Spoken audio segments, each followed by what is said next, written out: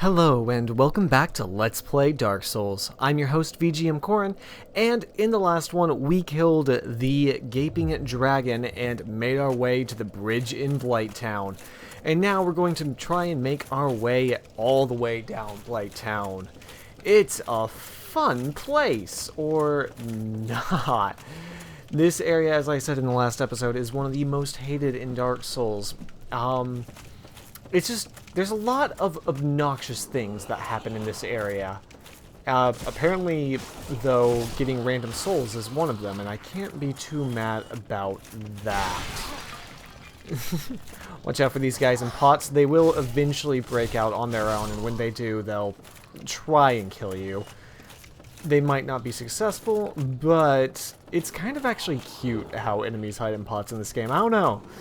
You can actually kind of do that through spells, though I'm not sure if the spell exists in Dark Souls. In Dark Souls 2, I know, however, that you can get a spell that turns you into a piece of scenery on the level, and then, of course, wait for someone to come by and kill them, which is all kinds of fun, if you like killing people. Which, now that I think about it, is a slightly weirder sentence than I intended it to be. Where are all these guys coming from? I think there's a ladder I must have not been looking at. Yeah, there is. So there are definitely a lot of different side paths to go through in this area of Blighttown. I won't be going across all of them, mostly because, well, like many games of this nature, you will end up, if you want to go across everything. Wait a minute, I think I just got back up to where I came from in the first place. This is why Blighttown is terrible. This is why I hate Blighttown. This is why Blighttown can die in a fire. I hate this place so much. Oh well. On the bright side, since I've managed to get myself completely turned around here, I can show off what I originally meant to do, which is this jump. Now I have to remember what the jump control is. Is it... Okay. Okay. They did change the jumping controls between Dark Souls and Dark Souls 2, and... Oh, good.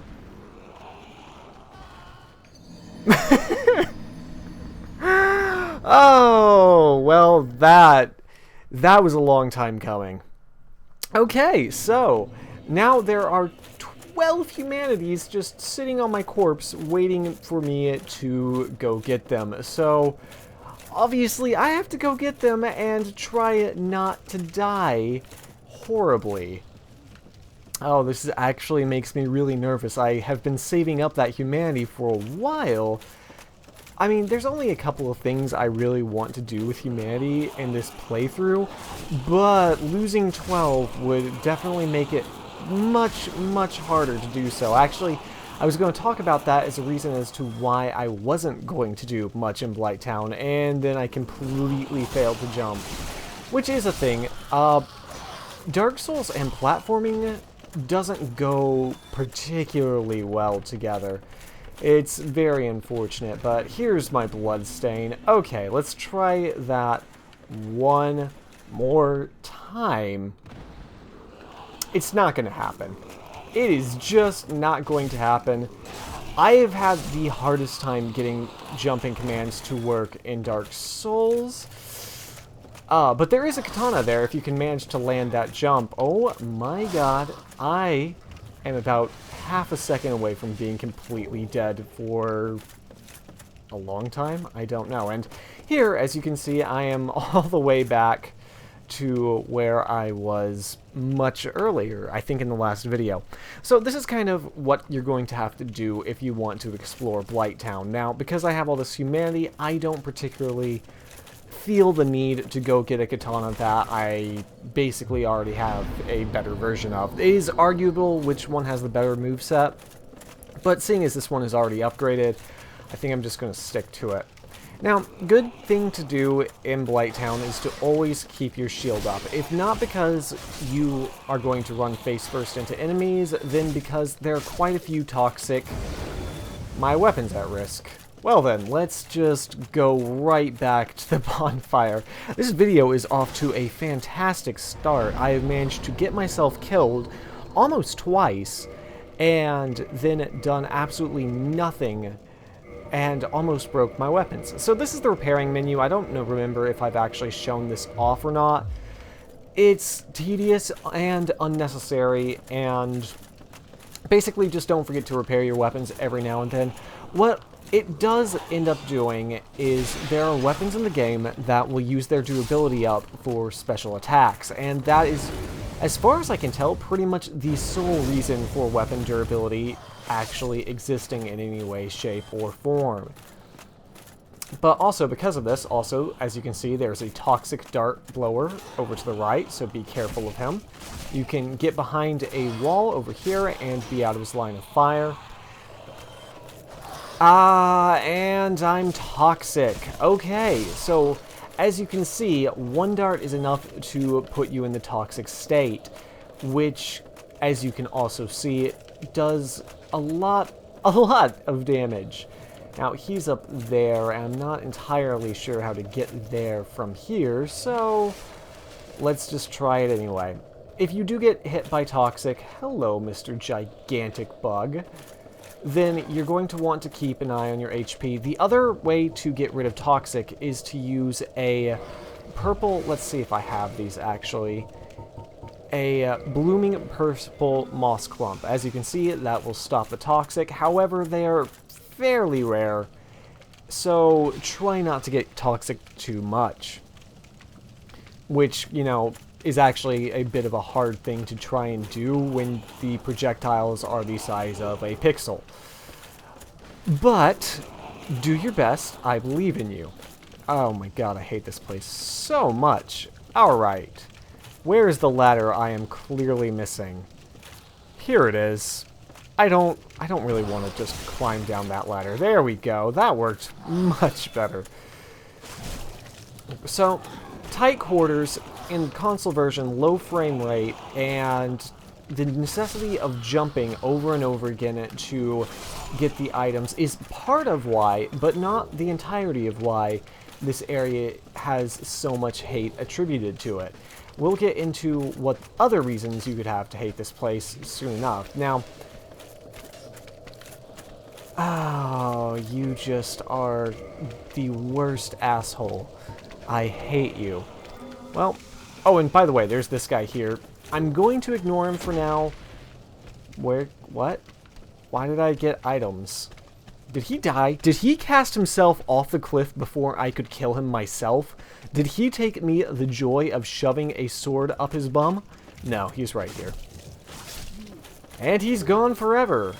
But it seems like another one did die because you only get purple moss clumps when they die. Now, we've actually come to exactly where I want to be, which is more wood.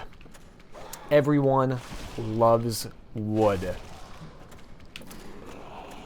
Overall, as long as you can keep your wits about you, and as long as you are okay with mostly going back and forth and not really dodging much in this area, a high damage absorption shield is strongly recommended for this area, by the way. You should be fine. Now, as you can see, this is the other side of that bug. So, oh, well, that didn't work. You're actually hurting him. Don't worry. This does hurt him. And eventually he'll die, and like many enemies who disappear in a white puff of smoke, he will not be back. He also has the power within pyromancy right next to him, which is a very powerful pyromancy spell that trades your life over time for significant damage. So that's definitely something you want to pick up if you are going a pyromancy route, and if you feel like, hey, I don't lose enough HP already, I need to lose more. As you can probably guess, seeing as this is a Let's Play and I don't want to die as much as I normally might, I will be trying to refrain from using such spells. Though it might come in handy on some bosses, but we'll get to that when we get to that. Oh, and here's some fog, but don't be afraid, because this fog is a tease. There's no boss out here. It mostly just separates co-op players from each other, and that's about all I can think of it really doing.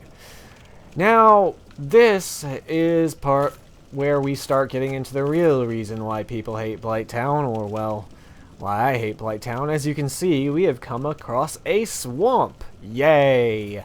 Except wait, not yay, because this is a horrible place. This guy's dead. I guess I killed him earlier. Oh god! As you can see, there are giant bugs here. They're hideous and slightly horrifying. And they will also breathe fire, though I don't feel particularly compelled to show this off, as it does quite a bit of damage. Now, once you get low enough, a certain other enemy is going to start spawning, and you know what? I'll wait. Oh, I'm toxic. Where did I even get shot from? Can I see? Oh, I got shot from down there. Okay, so in that case, it's probably worthwhile to use my last blooming moss clump since I'm already down this far and stand directly where I can get hit. That would be just brilliant. Okay, I'm just going to jump this because I don't want to take the risk of going down ladders when there's a toxic spewing asshole nearby. Hello. You are literally my least favorite enemy in the game, aside from curse enemies who hold that other dubious honor. Here you can find the Wonders starting gear and the Falchion, which is a very good dex scaling weapon if you don't happen to have one already. It is good. It is very good. I will probably upgrade it actually to make it into a different weapon, but again, we'll get to that when we get to that. Now, something to note is actually, I think this is the last area where you keep finding the weapons and armor of the enemies in the game. That, by the way, is the fire attack of the whatever the hell those are. And here we have mosquitoes. Yes, that's right. If it's a swamp, there has to be mosquitoes. And these, I guess, are just the big mosquitoes. Imagine if there were actually bugs like that existed in real life that breathe fire at you. I don't think the human race would exist still. I think our time would be done. Now, if you've gotten to this point, you're probably going to get surrounded by giant bugs, mosquitoes, which infinitely respawn, and you're in a hellish swamp environment. So my advice is to just book it. And yes, walking in the swamp poisons you, because why wouldn't it? And here we have the second bonfire of Blighttown. Thank God. Now I'm actually going to go ahead and unhollow myself and kindle this bonfire because there are several things I want to do here. First, this is another place where you can fight an enemy if you are in your human form. Second, this is a very useful bonfire for a boss that is coming up in the very near future. In fact, I might actually go and do that right now. It's either that or show off the rest of Blighttown, and I don't feel like doing that at all. You can come over here and find a chest which holds the first dragon scale. Dragon scales are used for a covenant that we could actually get to right now if I felt like going through a completely optional area. There is a completely optional area linked to Blighttown. It's fairly close by, actually. First things first, though, is I'm going to go to the right and roll a bunch. Go to the right and spawn the invader enemy that should come up any day now. There it is, Man-Eater Mildred. If you see this come up, you've done it right. This is an NPC invader, and honestly, probably one of the easier fights. But regardless, once you've been invaded, usually, whether or not it's a player, you want to find some solid ground you're comfortable fighting on where you won't get attacked and where you can beat the hell out of them. Now, using your shield a lot is actually not the greatest idea in a player versus player battle, and I'll actually talk a lot more about this if I ever do get invaded, because it's very easy to break a player's shield with the kicking action. So, Man-Eater Mildred is dead, and of course there are mosquitoes nearby just being terrible and ruining my day. You can take her humanity and her butcher's knife, and that's basically the end of that. Now, okay, I'm going to look at my time, and you know what, screw it, let's go for it. you're going to get poisoned traversing the swamp. There is an alternate area, which I think I will show off in the next video. I will kind of just want to get this area taken care of. Now, poison is actually not near as big of a deal as toxic is, because purple moss clumps are very common, and you should actually have some by now. And let me see. I don't think my pyromancy is high enough yet, but over to the right, if your pyromancy flame has been improved enough, there will be the advanced pyromancy trainer. Oh, and there's a guy with a boulder right there. And there's another guy with a boulder. They're really just great people who will knock you down into the poison and throw their boulders at you. Which, actually, that's not great at all. They are, of course, humanoid-type enemies. As long as you can get a few hits on them, though, they really aren't that bad. Okay. This is actually a little bit worse. Oh, God, don't kill me. Don't. You asshole. Alright. So what I'm actually going to show is if you happen to be low on purple moss clumps, there is a much safer way to traverse the swamp. And since I managed to get myself killed, I will show that off now. So you want to come back out to the left here, run across this area, and don't run directly here because that gets you poisoned. You know, if you're like me and a complete idiot. And where you can, you want to stay on the edges. Now, unfortunately, poison takes a while to build up, so make yourself a little dance while you're waiting, and then go for it. And this is a corner. I went the completely wrong way. Things are going well in this episode. I looked at my timer and was like, oh, I have time to actually do some stuff, and then I got killed. Alright, this is actually where I want to be. I was just a little bit off. You can basically walk across the swamp here without risk of getting poisoned. This is mostly useful if you're out of purple moss clumps, which is a very real threat, primarily because the boss in this area is somewhat difficult. And I'm not actually sure I'll be able to beat her on my first try, but I'm certainly willing to try.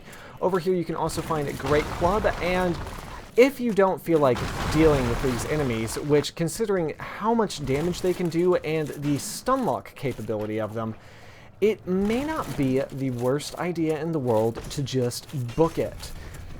Dark Souls is a game about picking your battles, and sometimes you have to pick the battle that isn't with a giant man hurling boulders at you. Sometimes they come really close to hitting you, and you know, get a little scared, and you still get poisoned because your poison resistance is crap. Oh, God. This is going so well. This is going so well. I don't know why I'm trying to just bum rush this. This is probably one of the worst mistakes I could be making. But here we are at Quelag's domain. I'm going to go ahead and just eat that, and eat an Estus flask or two. And we will move on. Now, there are enemies here. These guys. Don't try attacking them. They spawn enemies that will infect your head and get stuck on your head and stay on your head. Don't do it. Don't ever, ever, ever, ever, ever do it. Ever. And here we have the fog for, well, you might have guessed by the name of the area.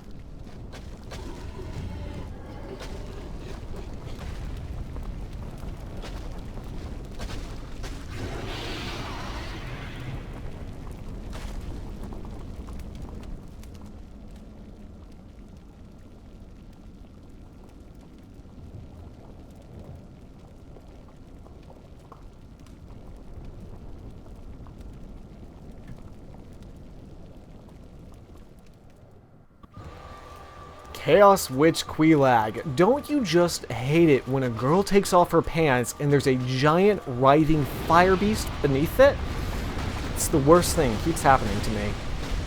Anyways, Chaos Beast, or Chaos Witch Quelag, is similar to the Gaping Dragon and extremely, not necessarily difficult, but she is definitely a gear check boss. If you haven't upgraded your weapons and armor at this point, you may have a hard time fighting her.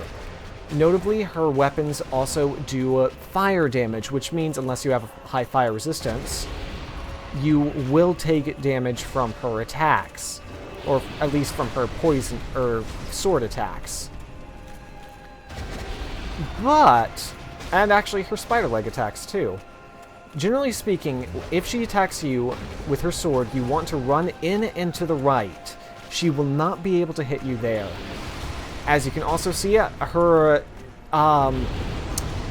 naughty bits will spawn gigantic flame explosions and lava everywhere. That flame explosion is actually her most dangerous attack by a wide margin. As you can see, I'm circling to the right and she can't hit me. That flame explosion attack, if you don't manage to block it, as I thankfully can, which is actually surprising to me because usually I get wrecked by that attack, it will do most of your HP bar and make you feel really bad about ever even thinking that you had a chance of fighting her. So let's keep fighting her. Circle to the right, as always, and you can tell she's going to use her flame explosion when she falls down onto her naughty spider flaming behemoth bits. Does that make sense? Was that actually a word, something I'm comfortable saying in a sentence? So, like most bosses, actually, Quelaag, seeing as she has the high burst capability with her explosion, is not necessarily a boss I would advise two-handing against. Thankfully, once you learn to predict it, that attack is very easy to dodge. Unless you're surrounded by fire, which is essentially what she wants to do anyway. But on the whole, not the most difficult of bosses, as long as you learned your lesson and... see, there it is. That's what happens when you don't block that attack. As you can see, anything less than basically an insurance amount of HP would have resulted in an instant kill. You can swing left, but sometimes the final attack will manage to get you. Okay, she's just going to spew some more lava. And I want to stay as high as I can on HP, mostly because of that flame explosion. Now, thankfully, she has a lot of openings, and many bosses in Dark Souls actually do. I'm not entirely sure if her explosion is related to damage dealt to her, or if she can just do it at random, which I think is the case. I am in an extremely poor situation, actually, because I am surrounded by fire. See, that's what she wants to do. There will usually be at least, however, one escape path, so don't worry about it too much if everything goes badly. Oh my god, I'm so happy I have enough shielding strength to actually shield that. It is making me so very happy. Now, seeing as she does have the explosion attack, if you haven't been watching, what you want to do is just get a couple of safe hits in and retreat, especially because she can chain that from her sword strikes. Now, Chaos Witch Quelaag, as you might remember at the beginning of the game, there was the witch, was it the Witch of Izalath? I believe it was, and you might notice that this is a Chaos Witch. Are the two related? You'll find out when I talk more about the plot. Good God, I swear, that's probably going to kill me. I know myself, I usually am the best at fighting Quelaag and dying to her at the last second. I am just really talented at it, but not today because this will actually kill her. And that's Quelaag. Not a very difficult boss as long as you don't panic about the flame. If you've played any kind of MMO where you have to stay out of the fire, you'll be fine. Now, the fire doesn't actually despawn immediately, so don't run into it and die after you kill her. That would be embarrassing for both of us. Another 20,000 souls, and we come to our next, and, well, I guess if the game... Need rear. I don't need any rear that was like Quelaag's. But here we have a switch. Where else did we find a switch like this? That's right.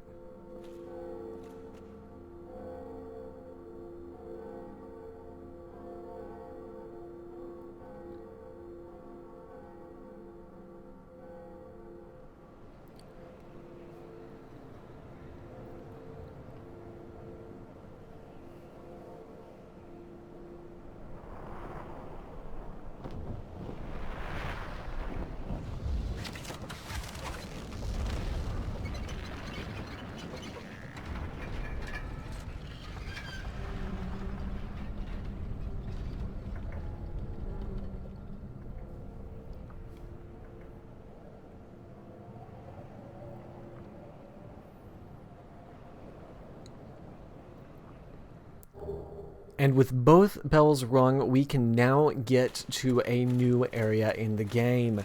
If you remember where we originally met a certain knight, then you will know exactly where we're going next. However, before you do that, I recommend you take a look at this gorgeous view. Wow, this is hideous. And then go ahead and walk down the stairs. There are a couple of things that I want to show off, and the more important one I'll do in the next video.